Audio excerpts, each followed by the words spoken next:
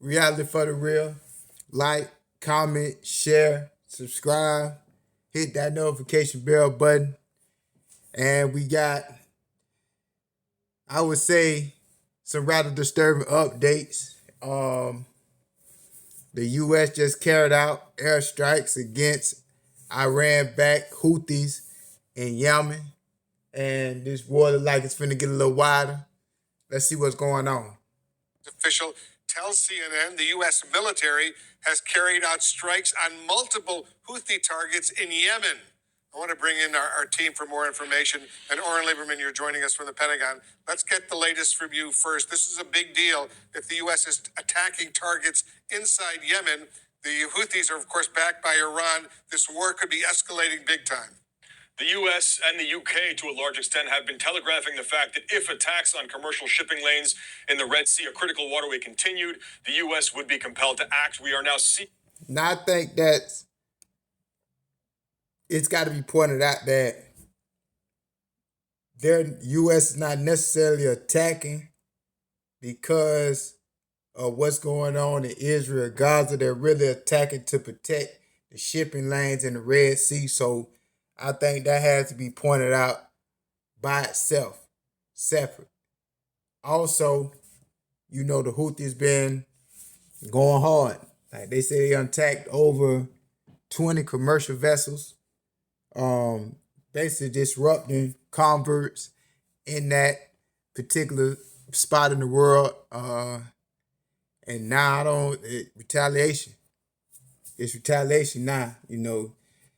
I hope they ain't think that no retaliation was gonna come because that'd be foolish. Which I don't think that, some say that they want to ride a war, with Iran, the US, they really want a regional war in the Middle East, but that's speculation.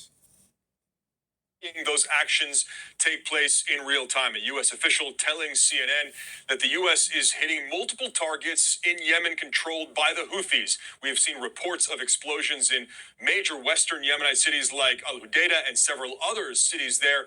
That the likely result of these U.S. strikes, the strikes carried out by U.S. fighter jets as well as Tomahawk missiles. Those are land attack missiles launched from Navy vessels. There's also an expectation based on comments we've seen from the UK that they might be a part of these strikes as well. Crucially, this is not a strike on a single location.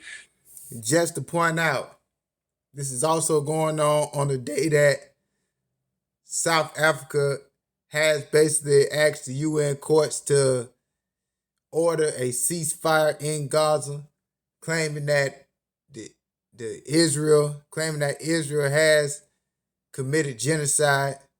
So that's very interesting.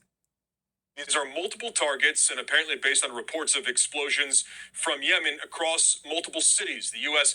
very much trying to send a message as it works to deter further attacks on commercial shipping lanes, attacks that have forced some major shipping companies to entirely avoid the Red Sea, adding thousands of miles to shipping routes. It is because of this threat, the shipping, that the U.S. set up Operation Prosperity Guardian with more than 20 other countries to defend the shipping lanes, but that was purely defensive. This is an offensive operation targeting the Houthis in Yemen. The Houthis had vowed that they would respond to any sort of U.S. aggression with an even greater response. We saw them just on Tuesday launch. We know that's cap. They can't, like, they could get suppressed rather easy. You know what I'm saying? Which, whatever side of the fence you're on as far as it's justified what they're doing, or if, you thinking either which way, at the end of the day, they are ant in this world and they will get suppressed. 21 drones and missiles that were intercepted by U.S. and U.K. destroyers and aircraft. So you see, over the course of the last 48, 72 hours, a potential major escalation in the Red Sea and the southern Red Sea. Again, the U.S. now carrying out strikes in Yemen using fighter jets as well as Tomahawk missiles against Houthi targets. They had warned this was a possibility. And Wolf, we are very much seeing that possibility play out as we speak. Yeah, this war could be expanding big time right now. MJ Lee, you're over at the White House for us. Has the White House said anything about this latest development? Wolf, the White House has not officially commented yet, but I think it is worth noting how significant this action is, given that the U.S. had very much hoped that things would not devolve to this point. This has been a huge priority for the administration to essentially try to keep things in the Middle East contained and not have a broader regional conflict, given the existing volatility in the region.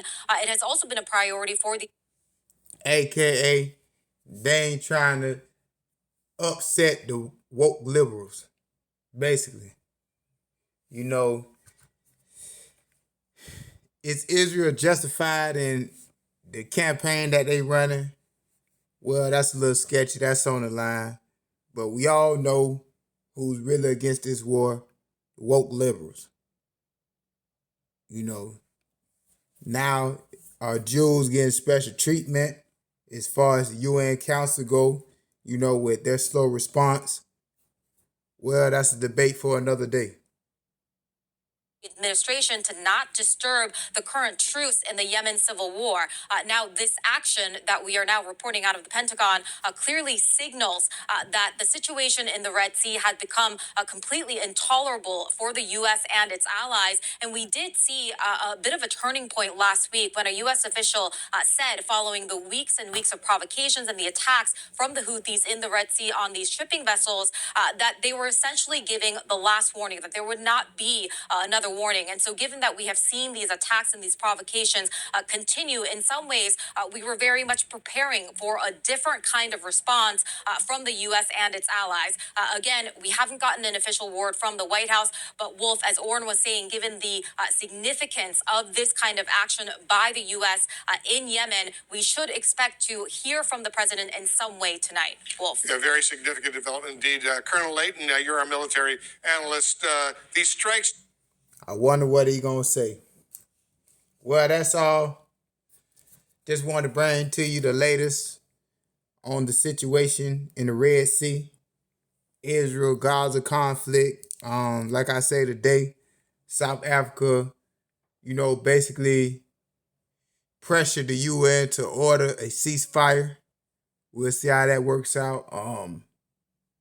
As far as the Houthis in Yemen, it looks like they got what they're looking for. We'll see if Iran expands and joins this conflict. We'll see what the rest of the globe thinks.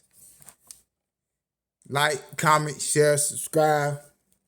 Hit that notification bell button. Appreciate you for joining.